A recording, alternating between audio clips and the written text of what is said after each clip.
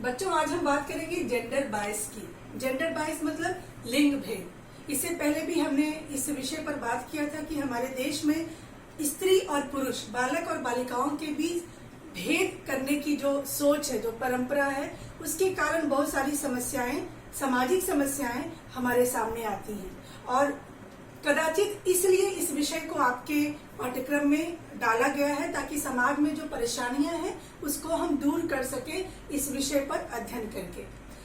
अब बात ये होती है कि लिंग भेद के कारण क्या है, आखिर ये समस्या हमारे समाज में, हमारे देश में क्यों है। तो अगर इस पे हम बात करें तो पहली बात है कि मान्यताएं एवं परंपराएं। हिंदू में, धर्म में या हमारे भारत के सभ्यता संस्कृति में ये मान्यता है कि पुत्र सर्वश्रेष्ठ होता है। पुत्र की उत्पत्ति से हमारे परिवार का कल्याण होता है। पुत्र जब आग देता है पिता के मरने के बाद तो ही पिता को मुक्ति मिलती है, मोक्ष मिलता है। तो कुछ इस तरह की मान्यताएं लोगों के दिमाग में घर कर गई हैं। नतीजा क्या होता है कि वो पुत्र को, बालक को सर्वश्रेष्ठ मानते हैं और पुत्री के जन्म पर, बालिकाओं के जन्म पर वो खुशी महसूस नहीं करते।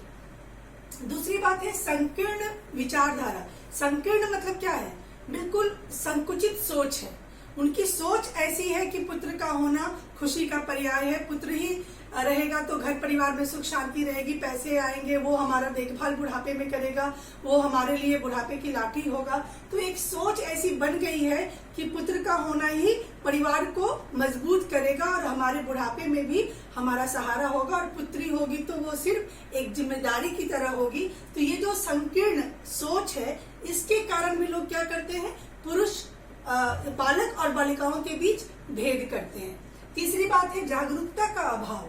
वो जागरूकता नहीं है, सोचने की जो शक्ति है वो उतनी व्यापक नहीं है, उतनी विस्तृत नहीं है।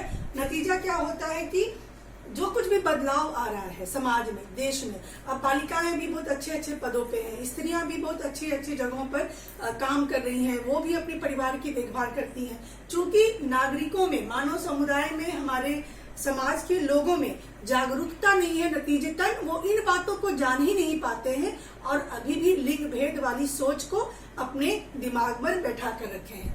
उसके बाद है अशिक्षा। सारी बुराइयों की जड़ क्या है? अशिक्षा। तो ये जो लिंग भेद की सोच है उसके पीछे भी अशिक्षा है।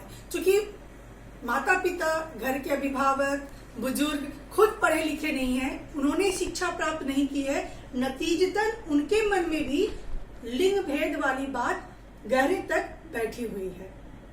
उसके बाद है आर्थिक तंगी। बेशक उनको लगता है कि पैसे का अभाव है जिन परिवारों में, या जिन गांव के लोगों में आर्थिक तंगी है, किसान है, मजदूर है, उन्हें लगता है पुत्री के जन्म के बाद, पुत्री तो पराया धन है, उनकी शादी कर देंगे, उसमें पैसे लगेंगे, तो ये सारी परेशानियां हो जाती हैं। नतीजतन वो पुत्री का जन्म खुशी का कारण नहीं मानते हैं। लेकिन पुत्र के जन्म में उन्हें लगता है कि इसकी शादी होने से तो पैसे खर्च नहीं करने पड़ेंगे, पैसे और आ सकते हैं, क्योंकि दहेज प्रथा वाली समस्या भी हमारे समाज में व्याप्त है।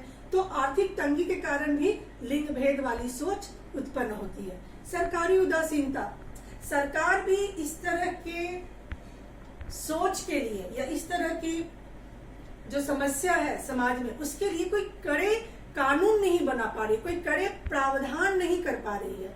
अगर वो कुछ कड़ा निर्णय ले तो भी लोग डर से इस तरह की समस्या को दूर रखें खुद से। लेकिन चूंकि सरकार भी उदासीन है, सरकार भी कोई कदम नहीं उठा रही है, नतीजतन ये वाली जो समस्या है वो अभी तक हमारे समाज में, आस पास पड़ोस में देखे जाने लगी है।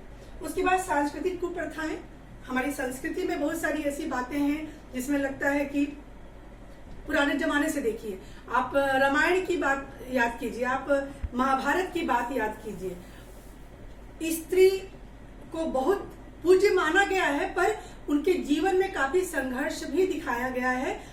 सीता को भी, द्रौपदी को भी अपने स्त्री होने का परिणाम भुगतना पड़ा है, अपने स्त्री होने की सजा भुगतनी पड़ी है। तो कुछ ऐसी सांस्कृतिक, हमारा एक पौराणिक कथाओं में भी दिया गया है कि स्त्रियों की परवरिश या स्त्रियों का होना बहुत ही कठिन माना जाता है, इसलिए भी लिंग भेद वाली समस्या। उन्हें लगता है पुरुष होना सरल है, सहज है, आसान है, स्त्री होना मुश्किल है। उसके बाद में आती है बात सामाजिक बुराई की। दहेज प्रथा भ्रूण हत्या, छेड़छाड़, घरेलू हिंसा, बलात्कार, इस तरह की जो भी समस्या है सब किससे जुड़ी हुई है?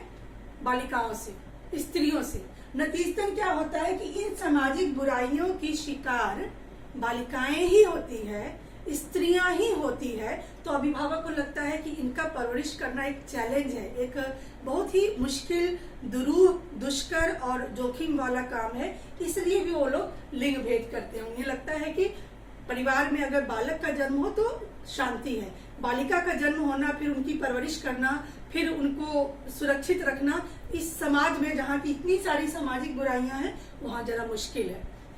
तो ये सारे कारण हैं जो लिंग भेद वाली सामाजिक बुराई को प्रोवोक करते हैं, मतलब उसको मजबूत बनाते हैं। अगर ये कारण न रहे तो लिंग भेद वाली समस्या भी बहुत हद तक मिट जाए। धन्यवाद।